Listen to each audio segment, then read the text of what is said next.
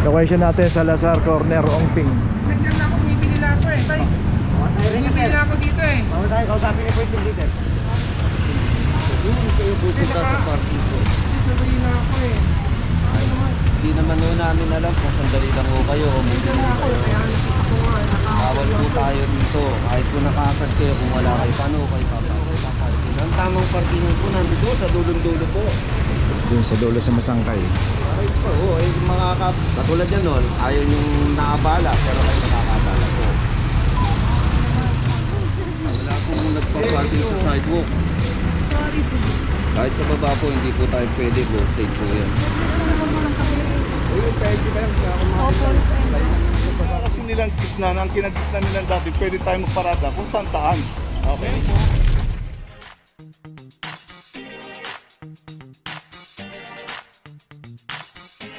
Papajo TV! Location natin sa Lazar Corner, Ongping. nandiyan na ako, bibili na ako eh. Tay, bibili na ako dito eh. Bago tayo, kausapin niyo po yung leader.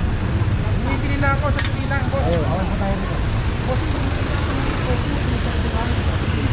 Doon kayo pupunta sa parking po. Bibili na ako eh. Hindi naman ho namin alam kung sandali lang ho kayo o may Nandiyan bili na ako eh. kayo. Kaya ako nga, Bawal po tayo dito. Kahit po nakakad kayo kung wala kayo, paano kayo papalitin? Opo.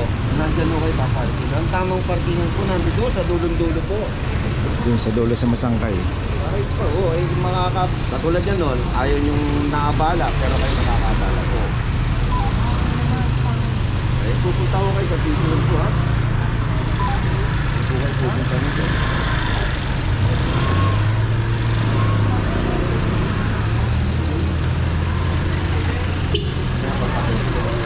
So dito kasi yung pagkakaparada ni Kuya, unang-una, walang driver to, although naka-hassle siya, hindi po pay parking to. So dapat pumarada tayo sa mga tamang paradahan. Huwag po natin iwan yung ating mga sasakyan. Kung ba pwede mo pagbigyan dito? Opisina na po ang kausap na dyan. Opisina na po.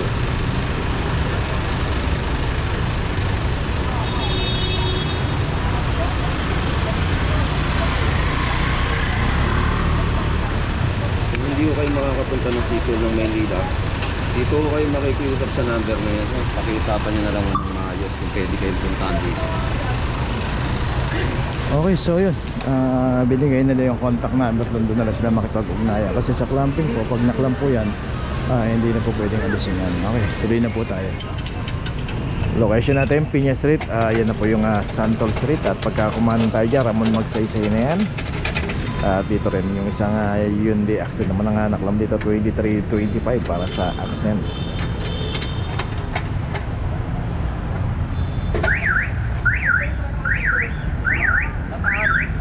Dito yung matansaw. Bataan? Bataan. Dito ason? Takot na ba yan sa Tamesa?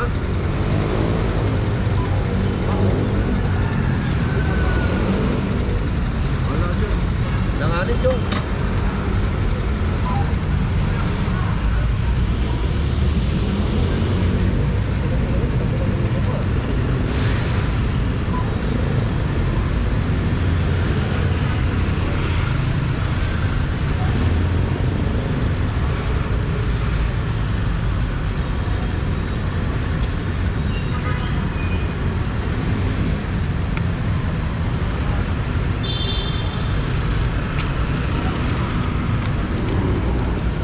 Okay, itong Accent, meron ng notice, tuloy na po tayo.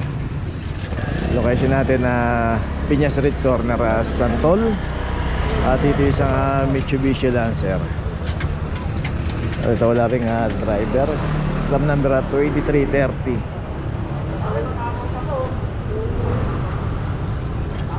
Dito naman po sa kahaba ng Santol.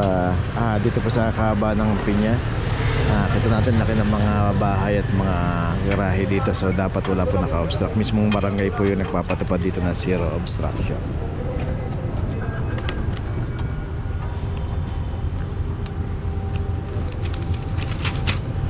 Okay, ito may notice na. Tuloy na po tayo. Dila pwede pa rin tayo, corner Dapitan, isang Fortuner 24-14 para sa Fortuner.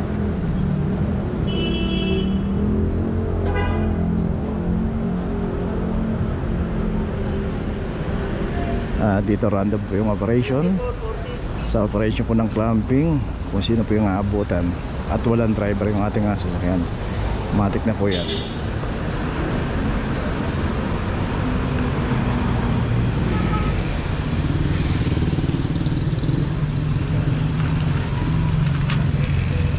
Okay, ito may notice na. Tuloy na po tayo.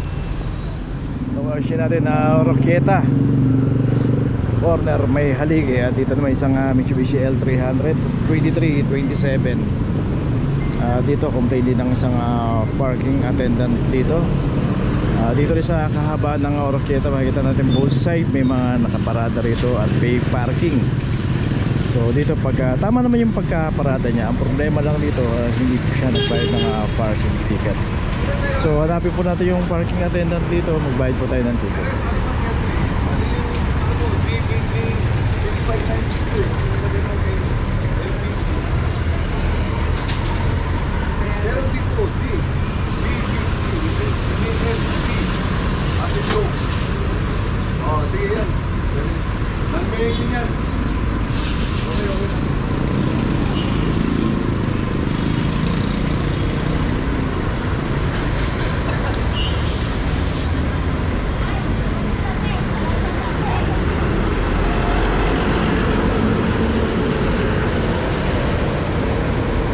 Dito po yung mga parking attendant na naka-assign dito. Nandito lang yung palakad-lakad lang. Kung sakaling pumarada tayo at hindi natin sila nakita, pwede natin balikan yan na bumabalan tayo, lumabas tayo ng pinuntahan natin at silipin lang natin sila rito. Kasi umiikot po yan at nagtatanong din po yan kung nasan yung may-ari ng sasakyan para matikitan. Pero dahil nga sa hindi nakikita yung may-ari nito, o minsan umaabot pa ng ilang araw yan bago nila ipaklamp yan. Kaya nga bago tayo pumarada, ulitin po natin, paalala, hanapin po natin yung parking attendant. Nandito lang po yan, hati-hati po sila rito, marami po sila rito naka-assign. So ito may notice itong L300. Tuloy na po tayo. Location natin, P. Guevara, corner Remeo.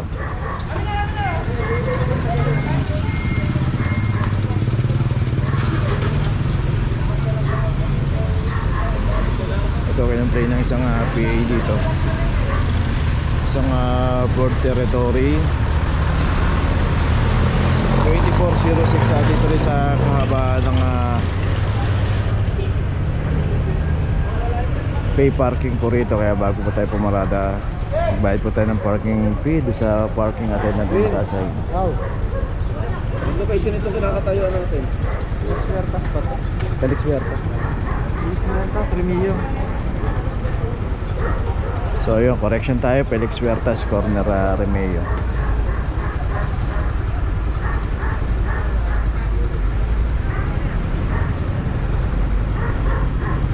So always magbayad po tayo ng parking para hindi po tayo nakikipaghabulan o hindi po tayo nangangamba doon sa makakrab tayo. Doon tinatawag po ng parking attendant dito yan.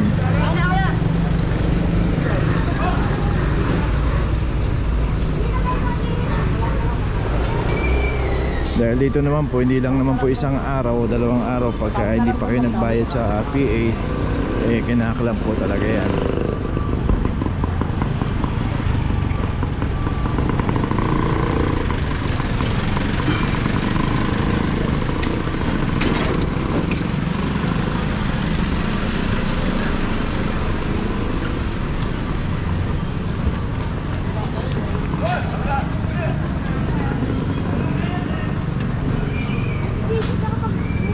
So si nanay, siya yung naka-assign na parking attendant dito sa along Felix Huertas hanggang may haligi at Remeo.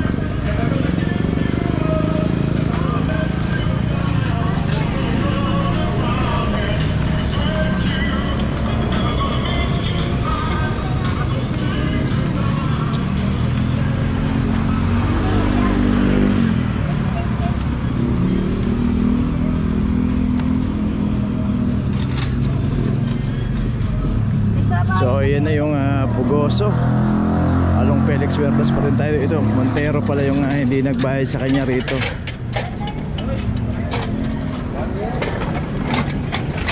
Rock baby rock.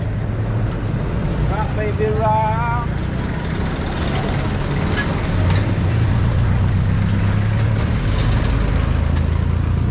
Montero 2327.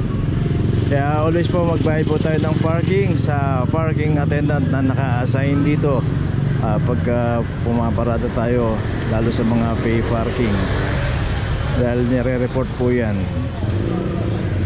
kasi ino-audit din sila ng kanilang mga team leader, at pagka naikutan po yung area nila na walang mga ticket, baka ginalaan pa sila na binubulsa nila yung kanilang mga natitikitan dito. Kaya hanggang maaari po magbayad po tayo ng parking. So kita po natin, wala pong parking ticket to. So the rest, yung mga nakaparada rito, may mga ticket lahat dyan.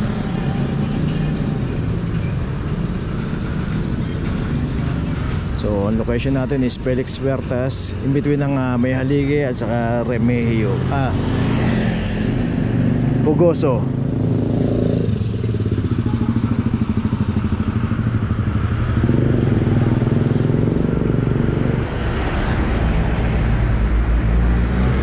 Okay, ito may notice na ritong Montero na isa sa mga pinaklab ng PA dito. Andar pa ba yan, Pap? Tuloy na po tayo. Location natin, Caricada, corner Rizal Avenue. Dito isang Toyota Vios. Alin kuya? Anong gagawin? Ha?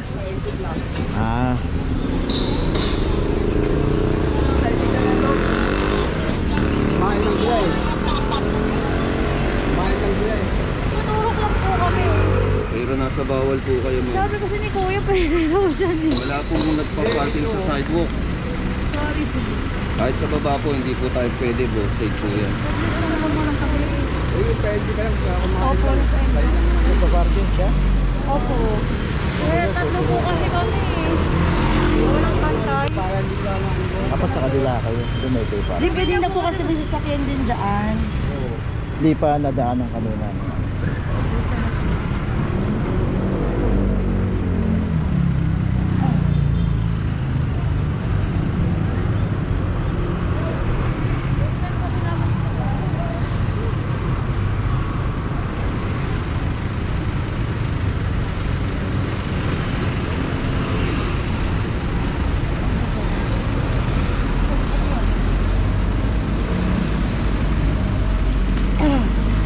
Okay sa sitio lang. Sa ground floor po. Yan lang po dadalhin. City ordinance lang.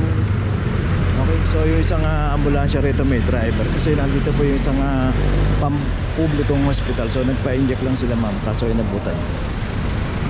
Okay, tuloy na po tayo. So yung mga iba pa rito.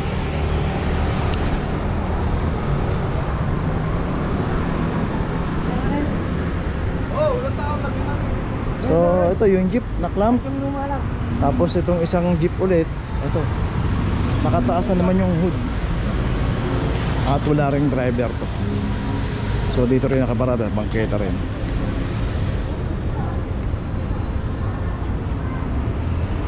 So yung kanina doon si kuya, kaya pala siya nagmamalasakit, siya pala nagpa-parking doon.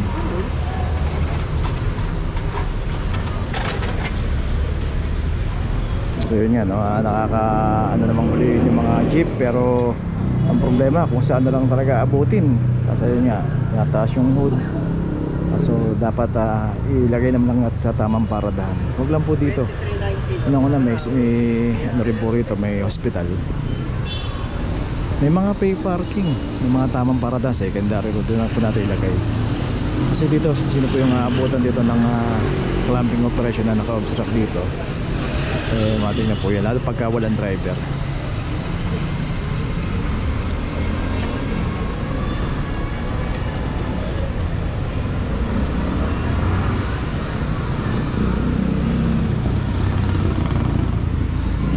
Okay, ito may notice na, tuloy na po tayo. Okay, nandito na ngayon tayo sa opisina ng clamping, sa impounding dito sa Central. dito na po nagtatapos ang ating vlog. Maraming salamat po sa mga subscriber, sa mga viewers, sa mga napadaan po sa ating channel. Maraming salamat po sa mga suporta nyo. Sa mga hindi pa po nakakapag-subscribe, subscribe na po tayo mga kabayan. Maraming salamat po. Mabuhay!